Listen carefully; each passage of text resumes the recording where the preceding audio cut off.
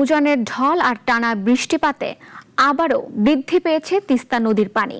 ভারতের গজলডোবা ব্যারেজের গেট খুলে দেওয়ায় বাংলাদেশের তিস্তায় অব্যাহত রয়েছে পানি বৃদ্ধি। এতে চরাঞ্চল ও নিম্নাঞ্চল প্লাবিত হয়ে স্বল্পমেয়াদী বন্যার আশঙ্কা তৈরি হয়েছে। এদিকে কুড়িগ্রামের দুধকুমার নদে পানি বাড়ায় এখানেও দেখা দিয়েছে বন্যা আতঙ্ক।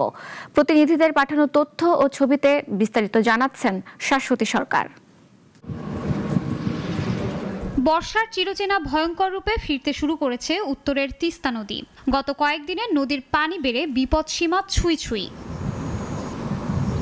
সকাল থেকেই রংপুরের কাউনিয়া পয়েন্টে বিপদসীমার 6 সেন্টিমিটার নিচে প্রবাহিত হচ্ছে তিস্তার পানি। তবে টানা ভারী বর্ষণ আর উজানের ঢল অব্যাহত থাকলে নদী তীরবর্তী ফসলের ক্ষেত, ঘরবাড়ি, রাস্তাঘাট তলিয়ে যাবার আশঙ্কা করছেন তিস্তাপাড়ের বাসিন্দা।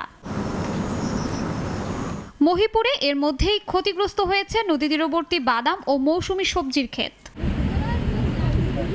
এদিকে লালমনিরহাটের তিস্তা তীরবর্তী নিম্নাঞ্চল ও চরাঞ্চলে পানি ঢুকে পড়েছে। তলিয়ে গেছে বিভিন্ন গ্রামীণ সড়ক, ব্যাহত হচ্ছে যোগাযোগ ব্যবস্থা।